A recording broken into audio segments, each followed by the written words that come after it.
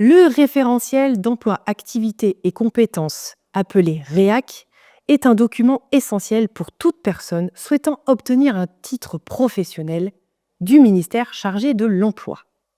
Il définit les compétences à acquérir et les activités types qui structurent le métier. Dans ce cas, celui d'assistante de vie aux familles. Ce document est réglementaire et constitue une base pour la certification. Alors, le REAC se compose de plusieurs éléments. Vous avez tout d'abord une fiche métier qui décrit les attentes et les enjeux de chaque poste, offrant une vision concrète du métier. Vous avez ensuite les compétences qui sont à acquérir. Elles sont regroupées par activité et leur maîtrise est nécessaire pour valider la certification. Vous avez également le code ROM. Chaque métier est associé à ce code, permettant de le rattacher à une classification nationale des emplois. Et enfin, vous retrouvez une fiche de compétences. Chaque compétence est détaillée avec les savoirs et les savoir-faire nécessaires. Pour pouvoir comprendre votre REAC, mettez pause sur cette vidéo. Rendez-vous en bas de la page et téléchargez le REAC correspondant à votre formation. Il vous suffit de cliquer sur le lien.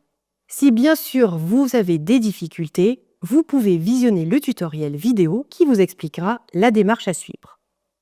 Maintenant que vous avez téléchargé votre REAC, on va le regarder ensemble. Si par exemple vous vous rendez à la page 8, sur la vue synoptique qui est également présente dans le cours ci-dessous, vous constatez que les activités sont regroupées en 3 blocs de compétences, appelés activités types.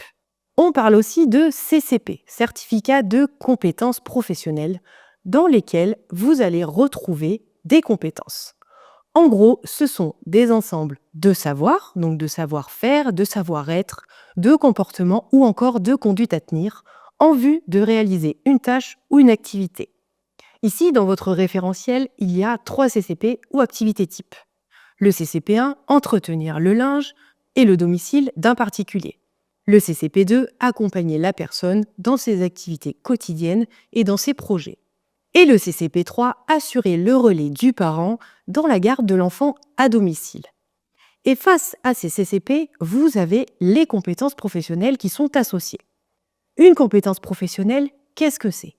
C'est la capacité à combiner plusieurs savoirs, que ce soit des savoirs, donc des connaissances pures, des savoir-faire techniques, organisationnels, ou encore des savoir-être permettant de réaliser une tâche ou une activité. Elle est toujours évaluable et a toujours une finalité professionnelle. Concernant le bloc de compétences 1, ou activité type numéro 1, entretenir le logement et le linge d'un particulier, on a 3 compétences professionnelles qui sont associées. La première est établir une relation professionnelle lors d'une prestation d'entretien. La deuxième, entretenir le logement avec les techniques et les gestes appropriés. Et enfin, la troisième, entretenir le linge avec les techniques et les gestes appropriés. Si on se penche sur le bloc de compétences numéro 2, accompagner la personne dans ses activités essentielles du quotidien et dans ses projets, ici, on retrouve 6 compétences qui sont associées. La première, qui est appelée compétence numéro 4, est établir une relation professionnelle avec la personne et son entourage. La 5e, prévenir les risques et réagir en cas d'urgence. La 6e, aider la personne à réaliser ses projets et à maintenir son lien social. La 7e, aider à la toilette, à l'habillage et au déplacement. La numéro 8, aider lors des courses, de la préparation et de la prise de repas. Et enfin, la dernière, la numéro 9, adapter son intervention aux personnes en situation de handicap. Et pour ce qui est du dernier bloc de compétences, le numéro 3, assurer le relais du parent dans la garde de l'enfant à domicile, on a 4 compétences professionnelles, qui sont définir avec le parent le cadre d'intervention, prévenir les risques et assurer la sécurité de l'enfant, accompagner l'enfant dans son apprentissage de base et la socialisation, et pour finir, appliquer les techniques et les gestes appropriés lors des soins de base, comme le lever, le coucher, la toilette ou encore la prise de repas. Chaque bloc de compétences est défini et décrit dans votre référentiel en détail de la page 13 à la page 18. Pour aller plus en détail sur une compétence particulière, il vous suffit de consulter les pages d'après. Si par exemple, vous voulez plus d'informations sur la compétence numéro 7 qui fait partie du CCP2, rendez-vous aux pages 33 à 36. Ici, vous retrouverez toutes les connaissances et les savoirs à acquérir. C'est la même procédure pour toutes les compétences professionnelles. Maintenant, on va se pencher sur le RC ou le REV, donc qui est le référentiel de certification ou le référentiel d'évaluation. Alors, le référentiel d'évaluation précise comment les compétences seront évaluées pour garantir l'objectivité et la cohérence du processus de certification avec les exigences du métier.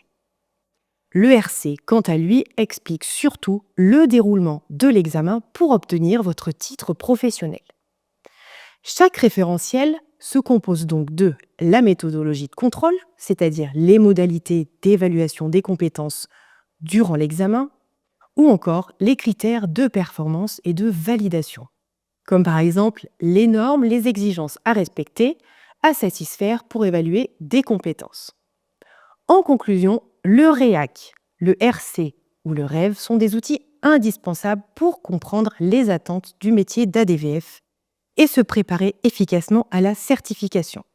Ces référentiels fournissent une structure claire pour acquérir et valider les compétences nécessaires à l'exercice de votre profession.